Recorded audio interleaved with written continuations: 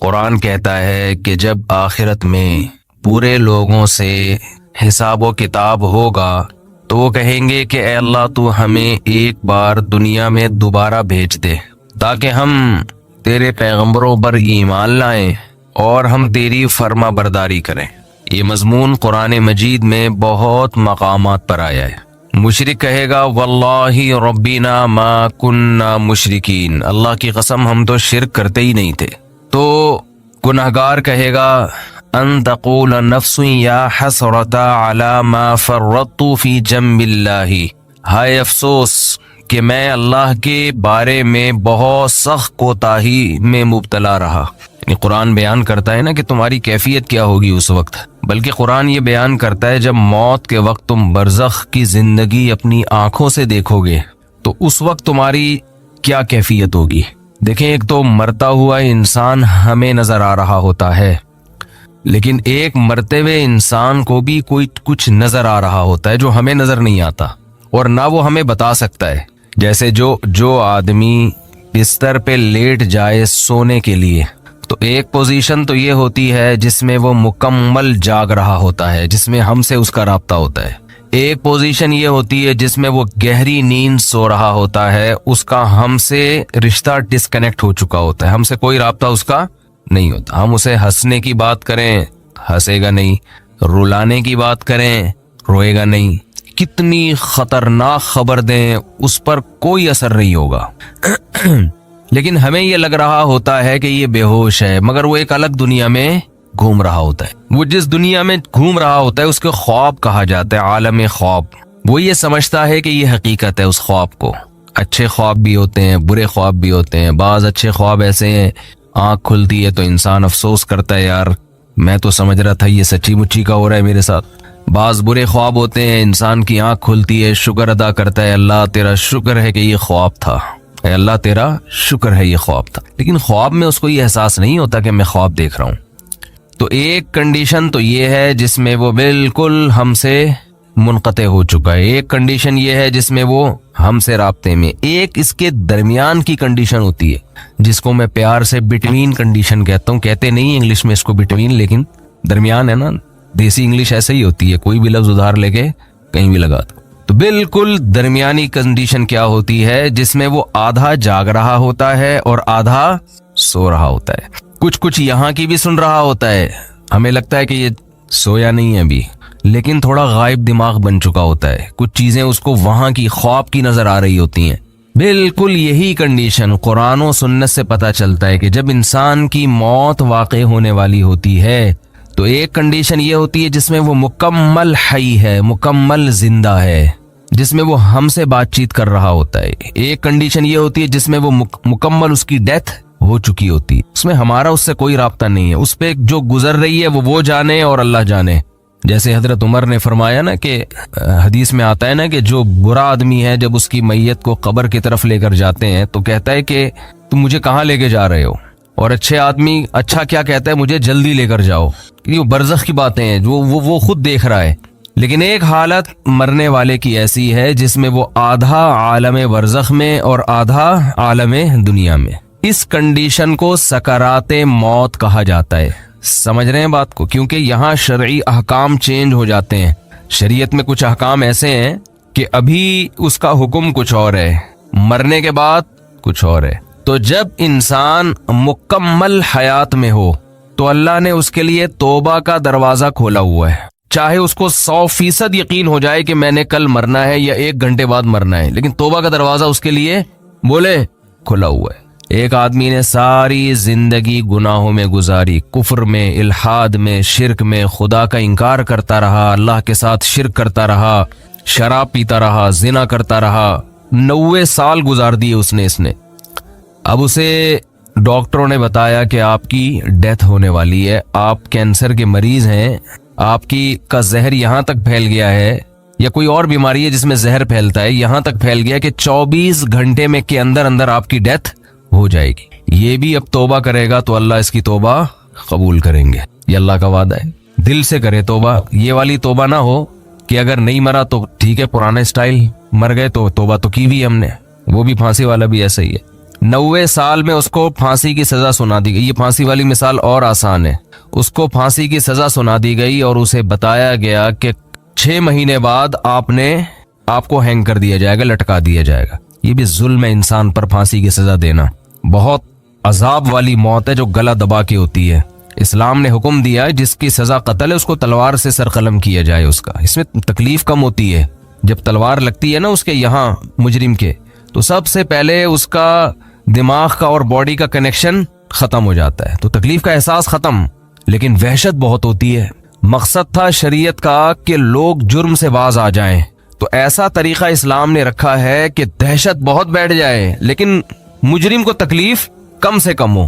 تو جب سر پہ اس کے مجرم کے تلوار لگتی ہے تو وہ سر کھوپڑی وہاں جا کے گری, تڑپتا بہت ہے, بلیڈنگ ہوتی ہے.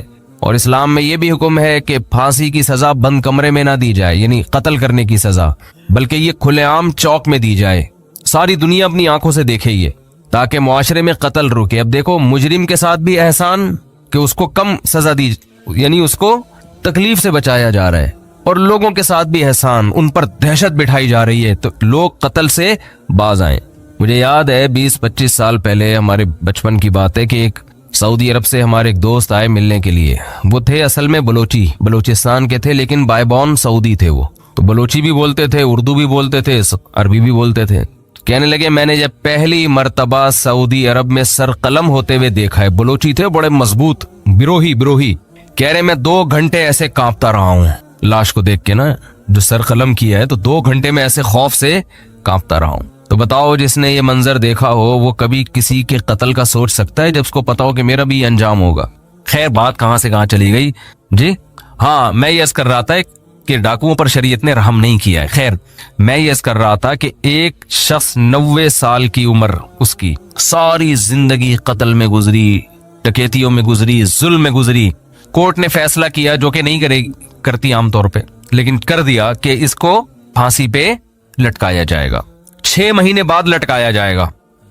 اسے لوگوں نے آ کے بتایا توبہ کر لے, گناہ سے معافی. یہ کہہ رہے نہیں کروں گا توبہ میں. وہ 6 مہینے بھی اس نے گزار دی, کفر بکتا رہا, کوئی خدا نہیں ہے, کوئی مجھے دوبارہ رہائی ملی دوبارہ یہ کام کروں گا. یہاں تک کہ 1 ہفتہ رہ گیا, پھر اسے کسی مولانا صاحب نے کہا توبہ کر لے, کہہ رہے نہیں کروں گا توبہ. پھر 1 دن رہ گیا, پھر 1 گھنٹہ رہ گیا, پھر آخر کا 1 منٹ رہ گیا. اسے 6 مہینے پہلے بھی یقین تھا کہ مجھے قتل کیا جائے گا, لیکن توبہ نہیں کر رہی ہے, اس چانس پہ کہ شاید رہائی ہو جائے. بعض لوگ زبان کے بڑے پکے ہوتے ہیں, چاہے وہ کافر ہی کیوں نہ ہو. کہتے ہیں جیسے ہم اندر سے ویسے ہی ہم باہر سے. جیسے نبی صلی اللہ علیہ وسلم کے چچا ابو طالب تھے نا, موت کے وقت کلمہ نہیں پڑھا. انہوں نے کہا نہیں, اب اگر میں پڑھوں گا لوگ کہیں گے ساری زندگی جس دین پر قائم رہے موت کے ڈر سے, تو میں نہیں پڑھوں گا کلمہ. جیسا جو میں ہوں اندر سے ویسے ہی میں کیا ہوں. ان کی ایک رائے تھی کہ میں جیسا رہا ہوں ویسا ہی رہوں گا میں.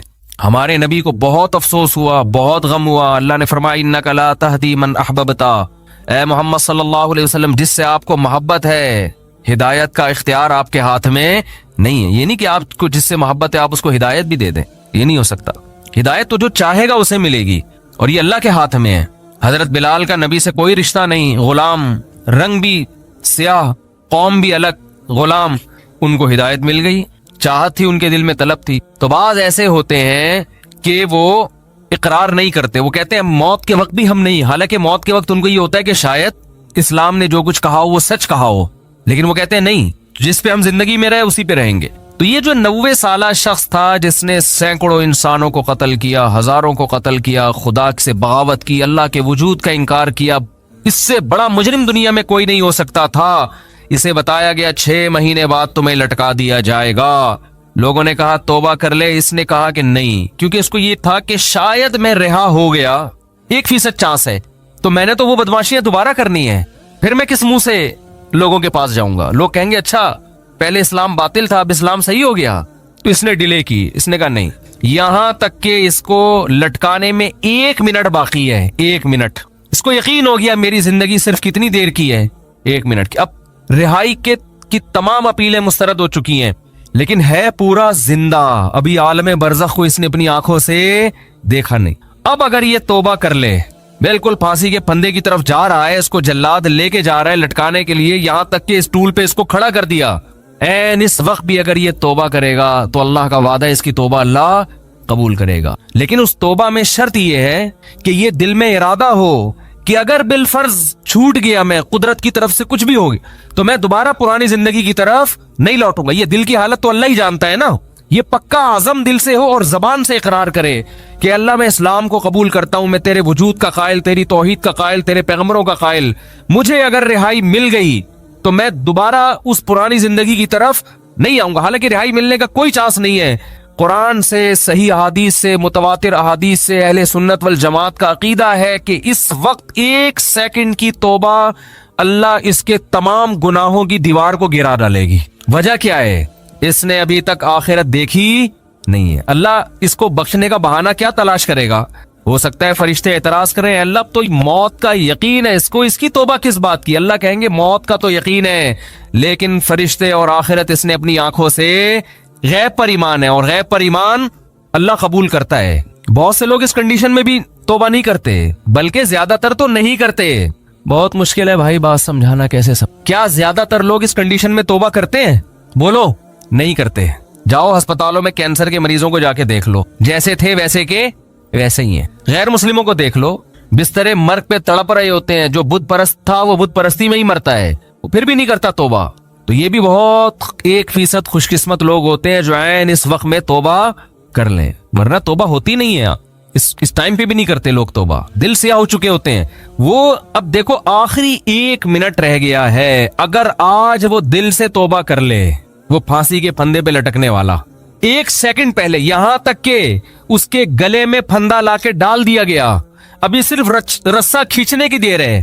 اس دوران بھی اگر وہ توبہ کرے گا, یہ 1 سیکنڈ اس کی کروڑوں سال کی زندگی کو, فیوچر کو چینج کر دے گا. کیوں؟ ابھی تک اس نے اپنی آنکھوں سے دیکھا نہیں ہے, ابھی تک دیکھا نہیں ہے اس نے اپنی آنکھوں سے. غیب پر ایمان ہے. تو یہ اللہ کا وعدہ ہے, ان اللہ یقبل توبۃ عبدہ ما لم یغرغر. بخاری مسلم کی حدیث, نبی صلی اللہ علیہ وسلم نے فرمایا اللہ اپنے بندے کی توبہ اس وقت تک قبول کرتا ہے جب تک اس کو غرغرہ نہیں آتا. غرغرہ کا مطلب سکرات موت میں مبتلا نہیں ہو جاتا وہ. ہاں, جب اس کو ہینگ کیا گیا اور اس کی روح نکلنا شروع ہوئی, اور پھر اس نے برزخ کی زندگی اپنی آنکھوں سے دیکھ لی. اس نے دیکھ لیا کہ قرآن جو کہتا تھا کہ برے لوگوں کی روح, برے فرشتے سے مراد وہ فرشتے جو اللہ نے سزا دینے کے لیے متعین, فرشتہ تو برا نہیں ہوتا, وہ فرشتے جو خوفناک فرشتے ہیں وہ برے لوگوں کی روح قبض کرتے ہیں. جب یہ فرشتے اپنی آنکھوں سے دیکھ لے گا, اس کے بعد قرآن کہتا ہے کہ اب توبہ تو دور کی بات, زمین اور آسمان کی دولت بھی اگر خرچ کر دے گا, وعدہ کرے گا اللہ مجھے مہلت دے دے, میں پوری زمین آسمان کی دولت خرچ کرنے کے لیے تیار ہوں. اللہ فرماتے ہیں ما تقبل منہم, اللہ کا قانون اٹل ہے, اللہ اس کی ایک آنسو کی پرواہ نہیں کرے گا. پوری دولت دے دے اللہ اس کی پرواہ نہیں کرے گا. آج ملحد لوگ, ایتھیس لوگ کہتے خدا نظر نہیں آتا, جنت نظر نہیں آتی, جہنم نظر نہیں آتی, دکھاؤ. او بھائی اگر دکھا دی تو پھر آپ میں اور مومن میں فرق ختم ہو جائے گا. دیکھی ہوئی چیزوں پر تو سب ایمان لے کر آتے ہیں. قرآن کہتے ہیں غور و فکر کر کے ایمان لے کر آؤ. آپ کی خواہشات آپ کو صحیح سمت میں غور کرنے نہیں دیتی. ابھی ایک ملحد نے میرے خلاف کلپ بنایا ہے, میں نے مثال دی تھی ایک یونیورسٹی کے پروفیسر کی. جلدی سے بات کو سمیٹتا ہوں, کیا کروں یار. ایک ملحد نے کلپ بنایا, میں نے ایک مثال دی تھی یونیورسٹی کے پروفیسر کی. خوب اچھی طرح کھوپڑی میں بٹھائیں اس مثال کو. یہ لوگ نا باتوں کو گھماتے بہت ہیں, کبھی سیدھی بات نہیں کرتے. مجھ سے ایک طالب علم ملا, اسٹوڈنٹ ملا یونیورسٹی کا, اس نے کہا ہمارے ایک پروفیسر نے کہا کہ دیکھو گاڑی کے ایکسیلریٹر پہ ہم پاؤں رکھتے ہیں تو گاڑی موو کرتی ہے, بریک پہ پاؤں رکھتے ہیں تو گاڑی رکتی ہے. تو خدا کہاں ہے؟ یعنی ہر کام کرنے سے ہو رہا ہے نا. خدا تو جب ہوتا جب ایکسیلریٹر پہ پاؤں رکھو اور وہ روک دے گاڑی کو, بریک پہ پاؤں رکھو اور وہ چلا دے. تو یہ ہر کام کی ایک لاجک ہے. تو ہر کام کے پیچھے ایک سائنس ہے, ایک لاجک ہے. خدا نہیں ہے معاذ اللہ. میں نے کہا یہ مثال ہی خدا کے وجود کی سب سے بڑی دلیل ہے. گاڑی کے ایکسیلریٹر پہ جب تک پاؤں نہ رکھیں وہ چلے گی خود سے.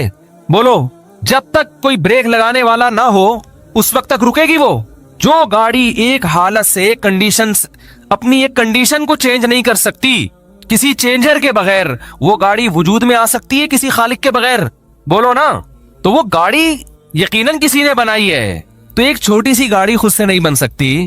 آپ کہہ رہے ہیں پوری کائنات ایک دھماکے سے خود سے وجود میں آ گئی ہے, اور انسان اور وسیم بھائی اور غفور بھائی سبکتگین صاحب اور یہ خواتین اور مرد اور گائے بھینسے اور زمین سورج کے گرد اور جو ہے وہ چاند زمین کے گرد, پورا ایک اتنا بڑا نظام, بارشوں کا نظام, صحراؤں کا نظام, یہ سارا سیٹ اپ ایک بے جان تصویر خود سے وجود میں نہیں آ سکتی کروڑوں سال میں, اور ایک چلتی پھرتی تصویر جو دیکھتی ہو, ناک سے سونگتی ہو, کانوں سے سنتی ہو. کوئی کہے نا کہ یہ آنکھ ناک کان تصویر پینٹنگ کر کے خود وجود میں آ گئی ہے, کوئی مان لے گا؟ خربوں سال میں بھی نہیں ہو سکتا.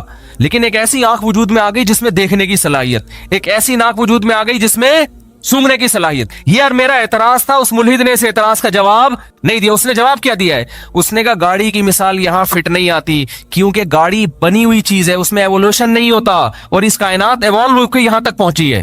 نہیں آئی بات سمجھ میں؟ کہہ رہے گاڑی جو ہے نا وہ ایوالو تھوڑی ہوئی ہے یہاں تک, گاڑی تو کسی نے بنائی ہے, تو گاڑی پہ فٹ نہیں ہو سکتی. سوال تربوز کے متعلق تھا, جواب میں کیا پیش کیا جا رہا ہے؟ خربوزہ.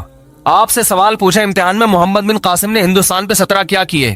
آپ نے کہا محمد بن قاسم ناشتے میں پراٹھا کھاتا تھا. اگلا بولے گا بھائی تم سے پوچھا کیا جا رہا ہے, وہ سوری محمود غزنوی نے, محمد بن قاسم نے نہیں, وہ صبح ناشتے میں کیا کھاتا تھا. تو یہ جواب تھوڑی ہوگا. سوال دوبارہ دہرا دیتا ہوں میں, ایک معمولی سی چیز ایوولوشن کے ذریعے کار کی شکل اختیار نہیں کر سکتی. اتنی مینجمنٹ کہ ایکسیلیٹر کی جگہ ایکسیلیٹر ہو, بریک کی جگہ بریک ہو, اسٹیئرنگ کی جگہ ایسی بہترین مینجمنٹ. تو یہ ایوولوشن کوئی ایسی ہے عجیب چیز ہے جس نے خود سے, یعنی نیچر ہے نا, نیچر اتنی ذہین, اتنی فتین, اتنی زبردست چیز ہے کہ خربوزے کے بیج میں اس نے ایسے سافٹ ویئر انسٹال کر دیے کہ جب زمین میں ڈالو تو پہلے پودا اگے گا, پھر پھول اگیں گے کیڑے مکوڑوں کو مائل کرنے کے لیے, پھر نر مادہ کا ملاپ ہوگا, پھر جب نر مادہ کا ملاپ ہوگا اس میں کچا پھل پیدا ہوگا, وہ پھل بڑا ہو کر دوبارہ خربوزہ بن جائے گا, ہر خربوزے میں دوبارہ ایسے سینکڑوں بیج ہوں گے جن کو ڈالو گے تو پھر یہی پروسیس ہوگا. ہزاروں سال سے یہ پروسیس ہو رہا ہے, اور یہ فطرت نے خود اپنے آپ کو مینج کر لیا. خدا کی قسم دنیا میں اس سے بڑا بیوقوف اور جھوٹا اور کذاب اور دجال کوئی نہیں ہوگا جو یہ دعویٰ کرے. آپ انسان کو مانتے ہو ایوولوشن ہو رہا ہے, ارتقاء, اردو میں ارتقاء کہتے ہیں اس کو. یہ کیا ارتقاء ہے یار, کہ دیکھو ارتقاء بندر کروڑوں سال ترقی کرتے کرتے انسان تک پہنچ جاتا نا, یہ ہوتا نا ارتقاء.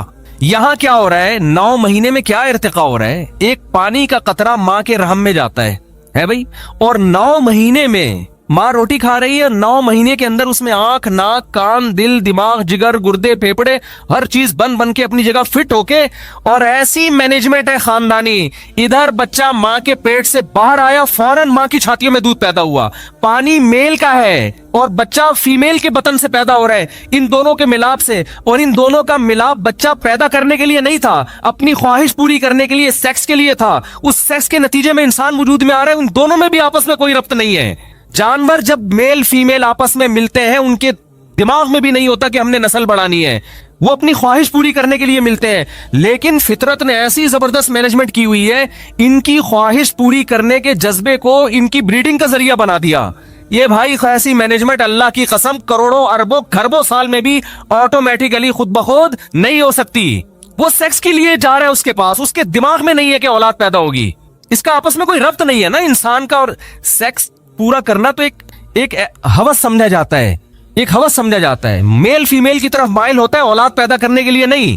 لیکن قدرت نے چونکہ نسل بڑھانی ہے تو قدرت نے کہا یہ ہاتھ, یہ نسل ان کے کنٹرول میں نہ رکھو, ان کے اندر ایسی خواہش پیدا کر دو میل فیمیل کے اندر, یہ اپنی خواہش کے لیے ملاپ کرے. اور فطرت اس ملاپ سے ایک نیا کام لے رہی ہے, انسانوں کی نسل بڑھانا, جانوروں کی نسل بڑھانا. حالانکہ ان دونوں, دیکھو مولانا شلوی تھانوی رحمۃ اللہ علیہ ایک بڑی پیاری مثال دیا کرتے تھے, کوئی مرد اور عورت جنگل میں پیدا ہوں, یعنی کوئی بچے ہوں, ان کو جنگل میں چھوڑ کے چلے جائیں آپ, ان کو نہیں پتا ہوگا نا کہ ہم دنیا میں کیسے آئے. وہ غور کرتے رہیں گے سائنسدانوں کی طرح نا بیٹھ کے, انہیں کوئی بتائے کہ تم ایسے وجود میں آئے کہ مرد اور عورت کا ملاپ ہوا, اس میں پانی کا ایک گندا قطرہ, اور وہ قطرہ دکھا دیا جائے کہ یہ ہے, اس میں ایسے صلاحیتیں ہیں کہ یہ جب ایک خاص پروسیس کے تحت ماں کے رحم میں گزرے گا تو اس میں آنکھ, ناک, کان, دل, دماغ, جگر, تم جیسا انسان پیدا ہو جائے گا. مولانا تھانوی فرمایا کرتے تھے وہ 100 دفعہ آپ قرآن پہ ہاتھ رکھ کے قسمیں اٹھا لیں, وہ اس بات کا یقین نہیں کرے. وہ کہہ رہے ہیں ہو ہی نہیں سکتا, وہ فرضی مفروضے گڑے گا, وہ کہے گا یہ نہیں ہو سکتا. جب تک وہ اپنی آنکھوں سے دیکھ نہ لے, دیکھے گا تو کہے گا کہ واقعی یہ ہوا ہے. ہم تو دیکھ رہے ہیں اپنی آنکھوں سے اس لیے مانتے ہیں. تو کیوں خدا کے دشمن بنے ہوئے ہو بھائی؟ مان لو اس خدا نے اور پھر دیکھو کہہ رہے کہ مٹی سے بنایا, قرآن کبھی کہتا ہے مٹی سے بنایا, کبھی کہتا ہے پانی سے بنایا, تو کہہ رہے قرآن کی آیتیں آپس میں ٹکرا رہی ہیں. قرآن ہی پڑھ لیا ہوتا تو آپ کو پتا چل جاتا. قرآن کہہ رہے ہیں سورہ حج کے پہلا رکوع, یا ایھا الناس ان کنتم فی ریب من البعث, اے لوگو اگر تمہیں یقین نہیں آتا نا میں مٹی کو دوبارہ کیسے انسان بناؤں گا, فإنا خلقناکم من تراب, سب سے پہلے ہم نے تمہیں مٹی سے بنایا, ثم من نطفہ, پھر اس مٹی کو نطفے میں تبدیل کر کے پھر نطفے سے بنایا, ثم من مضغہ, پھر اس نطفے کو ہم نے من علقہ خون میں تبدیل کیا, ثم من مضغہ, پھر گوشت میں تبدیل کیا. تو قرآن کہیں کہتا ہے خون سے بنایا, قرآن کہیں کہتا ہے گوشت کے لوتھڑے سے بنایا, قرآن کہیں کہتا ہے مٹی سے بنایا. قرآن ان تمام اعتراضات کا ایک آیت میں جواب دے دیتا ہے کہ یہ ترتیب وار بنائے ہم نے. لیکن قرآن اصل میں جو بتانا چاہ رہا ہے, ملحد وہاں سے ایسے نظریں چرا کے بھاگتے ہیں اور ایسے نابینا بن جاتے ہیں جیسے کبوتر بلی کو دیکھ کے آنکھیں بند کر لیتا ہے. قرآن کہہ رہا ہے یہ سارے پروسیس ایوولوشن کا نتیجہ نہیں ہو سکتے. اتنا زبردست فطرت اپنے آپ کو مینٹین نہیں کر سکتی کہ پہلے مٹی سے منی کا قطرہ بن رہا ہے, پھر اس منی ماں کے رحم میں جا رہی ہے, وہ گوشت میں, وہ خون میں تبدیل, پھر خون گوشت میں تبدیل, پھر گوشت, اور یہ ساری ایسے, کوئی ایسا نہیں کہ لوتھڑا باہر آ جائے. جب تک ماں کے پیٹ میں خوبصورت انسان تیار نہیں ہو جاتا, انتہائی بدبودار ہوتا ہے, جب تک وہ تیار نہیں ہوتا انتہائی خوبصورت بن کے باہر نکلتا ہے, اور ادھر نکلتے ہی ماں کی چھاتیوں کے اندر خدا دودھ پیدا کر دیتا ہے. اے لوگوں اگر تمہیں شک ہے خدا تمہیں مٹی میں جانے کے بعد دوبارہ کیسے زندہ کرے گا, اللہ فرماتے ہیں اپنے ماضی کی طرف دیکھو, جو اس طرح سے 9 مہینے کے اندر اتنے پروسیس سے گزار کے انسان بنا سکتا ہے ایک پانی کو, وہ اس مٹی میں جان ڈال کے تمہیں دوبارہ بھی انسان بنا سکتا ہے. تو سوال میرا کیا تھا اور جواب گھما دی. اور نیچے لوگوں کے کمنٹس ہیں, ہاتھ تان کے رکھو ان مولویوں کو, کھینچ کے رکھو, اس طرح کی نا کمنٹس ہوتے ہیں لوگوں کے کہ یہ لوگوں کو مذہب کے نام پہ الو بنا رہے ہیں. مذہب نے جتنا مولویوں کو جکڑا ہے نا اتنا آپ لوگوں کو نہیں جکڑا. تھوڑی دیر کے لیے اللہ نہ کرے, اللہ نہ کرے ہم تصور کر لیں مذہب کی چادر اتار کے پھینک دیں ہم, تو ہمارے لیے بھی عیاشی کے دروازے کھلے ہوئے ہیں جیسے آپ کے لیے کھلے ہوئے ہیں. عیاشی عیاشی, پھر تو جو چاہے کرو بھائی. لوگ یہ تانا دیتے ہیں کہ ان مولویوں کی عزت مذہب کی وجہ سے ہو رہی ہے, اس لیے یہ مذہب کی طرف لوگوں کو لاتے ہیں. مذہب سے ہٹیں گے ظاہر ہے جو لوگ ہاتھ پاؤں چوم رہے ہیں, عزت دے رہے ہیں, وہ ختم ہو جائے گی نا. ہدیے ملتے ہیں لوگوں کی طرف سے, نذرانے ملتے ہیں, ان دعویٰ ہے یہ. فرض کر لو ہدیے نذرانے بھی مل رہے ہیں, آپ بھی اپنے بچوں کو پھر مولوی بنا دو نا. ہمارے سابق صدر کو چاہیے کہ وہ اپنے بچے کو مدرسے میں داخل کر دیں, اس میں عیاشی کیا ہے, بولتے کیوں نہیں, اس میں زیادہ عیاشی ہونی چاہیے نا. پھر وہی مثال ہے, لوگ مجھے کہتے ہیں 4 شادیوں میں عیاشی, میں کہتا ہوں پھر کروا لو, ہمارے سابق صدر سے بولو آپ کر لو 4 شادیاں. عیاشی کا تو کس کو شوق نہیں ہوتا, دنیا کے ہر عیاش آدمی کو چاہیے 4 کر لے. وہ کہتا ہے نہیں, نا نا نا نا نا, اس میں عیاشی, بولتے کیوں نہیں ہے. تو آپ ایسی عیاشی کا لیبل ہماری طرف لگا رہے ہو جو عیاشی آپ خود کرنے کے لیے تیار نہیں ہو. آپ کہہ رہے ہو نا کہ نبی صلی اللہ علیہ وسلم نقل کفر نباشت 9 بیویاں رکھ کے معاذ اللہ نقل کفر عیاشی کی ہے, تو آپ 4 رکھ کے عیاشی کر لو. آپ تو بیوی بنانے کے لیے تیار نہیں ہوتے, آپ گرل فرینڈ پہ گزارا کرتے ہو, کیونکہ آپ کو پتا ہے کہ اسلام نے جب 4 کی اجازت دی ہے تو مرد کے ذمے اتنے خرچے ڈال دیے ہیں کہ مرد یہ کہتا ہے میں اس پوری ڈیٹیل کے ساتھ, اس نان نفقہ اٹھانے کے ساتھ میں 4 کرنے کا ارادہ نہیں کرتا, وہ نہیں اس عیاشی پہ آتا. اکثر یہ کام مذہبی لوگ کرتے ہیں, عیاش لوگ, شراب کباب والے یہ کام نہیں کرتے. اور رہا مسئلہ کہ علماء کی گاڑیوں کو دیکھتے ہیں لوگ, لینڈ کروزر میں گھوم رہے ہیں, علماء کے ماضی کو دیکھو. ہم جب مدرسے میں گئے نا, پہلا سال تھا ہمارا, تو عربی کی کتاب ہم پڑھ رہے تھے, اس میں ایک بڑی زبردست بات لکھی. ہم بڑے علماء کو دیکھتے تھے, بڑی گاڑیاں, بڑے, اور ہم اپنی حالت دیکھتے تھے ہمارا, تو ہم نے کہا یار ہم تو پتہ نہیں فیوچر کچھ کھانے کو ملے گا کہ بھی نہیں ملے گا, کیونکہ سارے علماء کا ساتھ ایسا تھوڑی ہوتا ہے. تو ہمارے استاذ نے بتایا کہ جو علماء کے فیوچر کو دیکھ کے زندگی گزارے گا نا وہ ناکام ہوگا. وہ کیا ہوگا, ان علماء کا, یعنی وہ گمراہ ہو جائے گا. ان علماء کا ماضی دیکھا کرو کہ انہوں نے ماضی کیسے گزارا ہے. تو جاؤ مدرسوں میں جا کے دیکھ لو, آپ بھی دیکھ لو, ہم آپ کو دکھا دیں گے کیسا ہوتا ہے. وہاں وہ سہولتیں نہیں ہوتی عام طور پہ جو یونیورسٹیوں میں ہے, وہاں وہ کیریئر نہیں ہوتا فیوچر کا. جو آپ کا بچہ, یقین نہ آئے نا, آپ کی بیٹی کے لیے, آپ کے بیٹے کے لیے کوئی رشتہ آئے, آپ بتاؤ کہ ہمارا بیٹا مدرسے میں پڑھ رہا ہے, آئی بات سمجھ میں, 100 رشتے آئیں گے, 1% چانس ہوگا کوئی ہاں کر دے. 100 میں سے 1% چانس. جب آپ نے بتایا نا ہمارا بیٹا کیا کرتا ہے, بولو مدرسے کے دوسرے سال میں, ابھی 6 سال اس کے باقی ہیں, یا 4 سال باقی ہیں, یا آخری سال ہے, دور حدیث کر رہا ہے, پتلی گلی سے نکلیں گے وہ. اور اسی شکل کا, اسی قد کاٹ کا آپ کا دوسرا بیٹا ہے جو میڈیکل کالج میں پڑھ رہا ہے, جو کمیشن آفیسر بن رہا ہے, یعنی آرمی جوائن کر رہا ہے.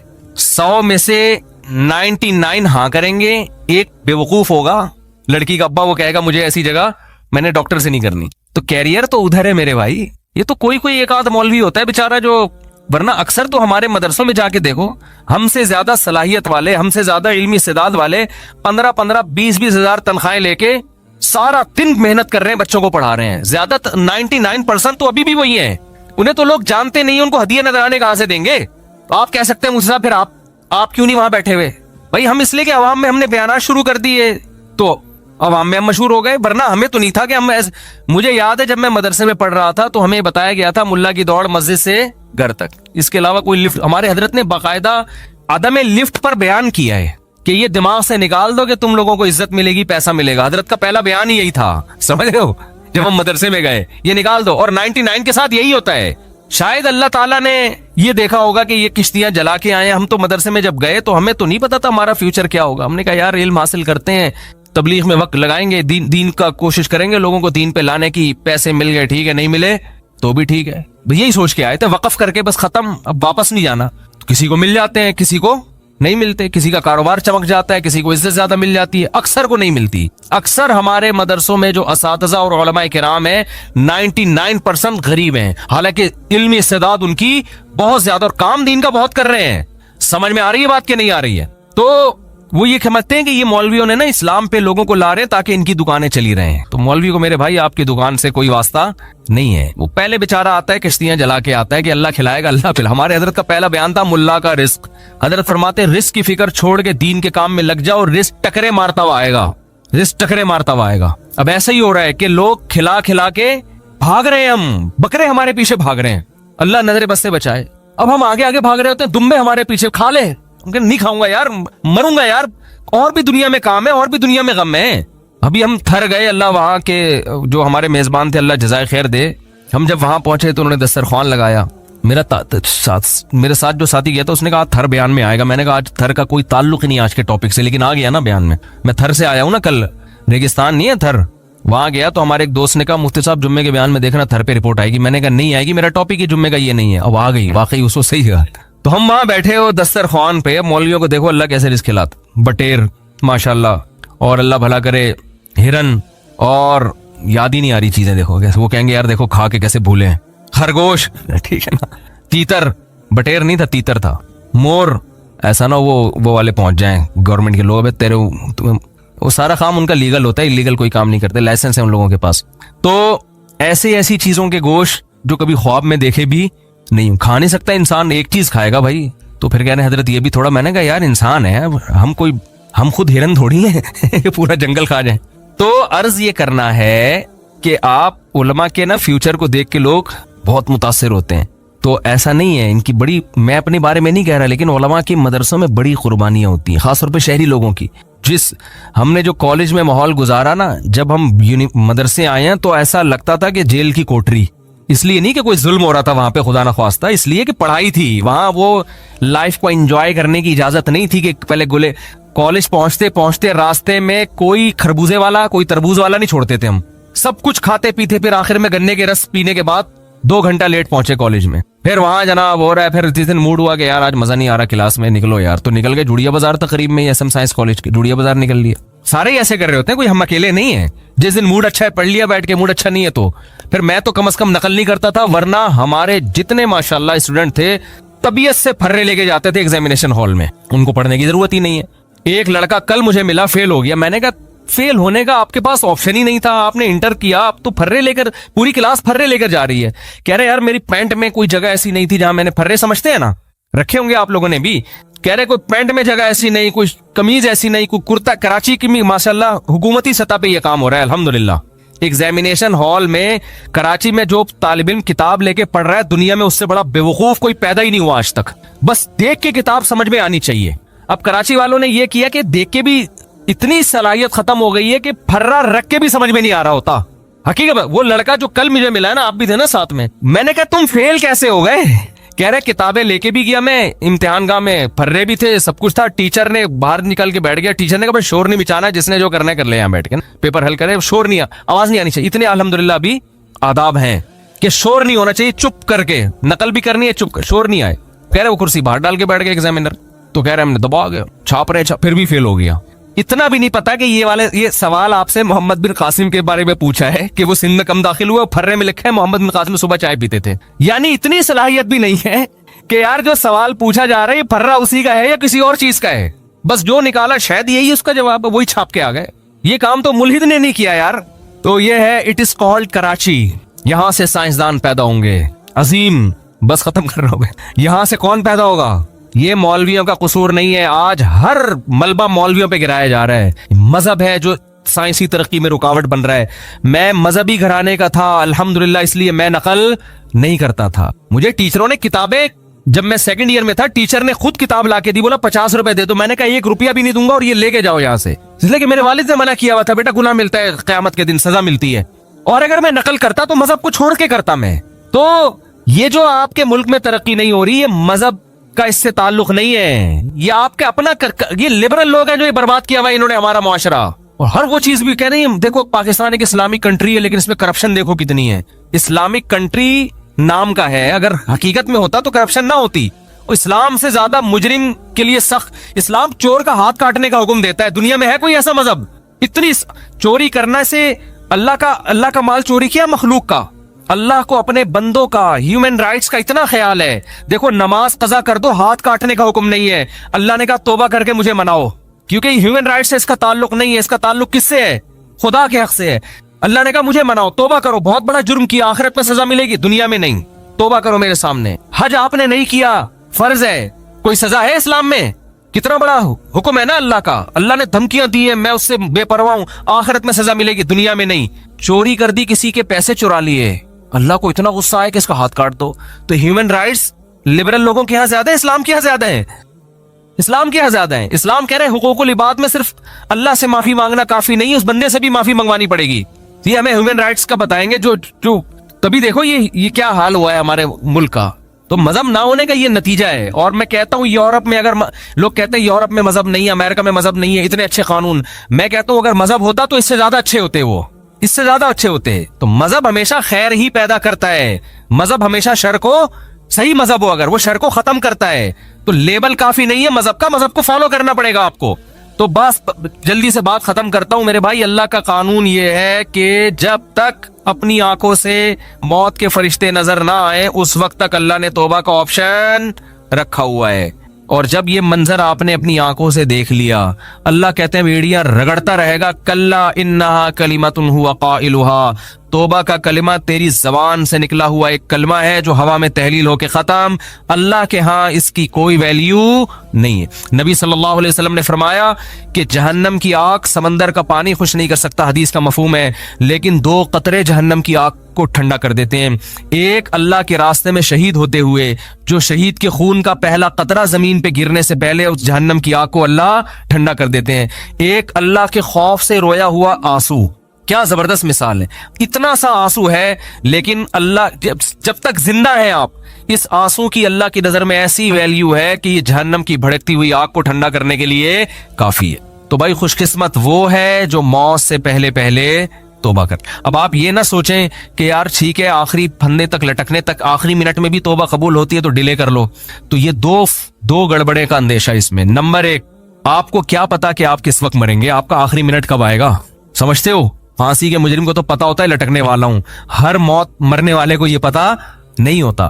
دوسری بات یہ کہ مشاہدے پر مبنی یہ حقیقت ہے, جو موت کی وجہ سے توبہ کو ڈیلے کرتا ہے ایسے لوگوں میں اکثر توبہ نہیں کرتے. آپ دیکھ لو غیر مسلموں میں جوانی میں توبہ کرنے والے, اسلام قبول کرنے والے زیادہ ہیں, بڑھاپے میں اسلام قبول کرنے والے کم ہیں. حالانکہ جوانی میں غیر مسلم بننے میں عیاشی زیادہ ہے, بڑھاپے میں تو ویسے ہی عیاشی نہیں ہے نا, لیکن اس کو تو فائدہ ہی فائدہ ہے. بوڑھے آدمی کو اسلام قبول کر لے, توبہ کر لے, بھائی اب تو کچھ تیری زندگی تو گزر گئی عیاشیوں میں, اب تو جائے گا جنت میں. لیکن دل ایسا سخت ہو جاتا ہے وہ نہیں کرتا. جوان آدمی وہ جلدی کر لیتا ہے, حالانکہ اس کو قربانی زیادہ دینی پڑ رہی ہے.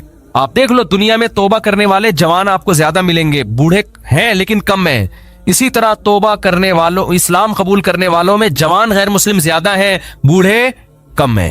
تو اس لیے کبھی بھی اس حماقت پہ توبہ کو ڈیلے نہیں کرنا چاہیے کہ مہلت تو اللہ نے دی ہوئی ہے. اور دوسری بات, جتنی جلدی توبہ کرو گے خیر اور برکتیں اتنی زیادہ ہوں گی, آپ نیکیاں زیادہ کما لو. ٹھیک ہے کوئی غیر مسلم آخری وقت میں مسلمان ہو رہا ہے, توبہ کر رہا ہے, گناہ معاف ہو گئے, لیکن نیکیوں کا موقع اس کو بہرحال, ٹھیک ہے اللہ اس کو جنت میں داخل کر دیں گے, لیکن وہ زیادہ اونچے درجات تک نہیں جا سکتا. وجہ اس کی یہ کہ اس کے اعمال میں وہ اتنی خیریں ہیں نہیں کہ جو شخص زندگی بھر اپنے اعمال میں خیر ڈالتا رہا تو آج آپ توبہ کریں گے، آپ کے پاس پوری زندگی خیر پھیلانے کے لیے، اپنے اعمال میں نیکیاں جمع کرنے کے لیے ڈیلے کریں گے تو آپ کے پاس نیکیاں کمانے کا ٹائم کم رہے گا۔ اللہ تعالیٰ سے دعا ہے اللہ تعالیٰ ہمیں جلد سے جلد سچی توبہ کی توفیق عطا فرمائے۔ وما علینا الا البلاغ۔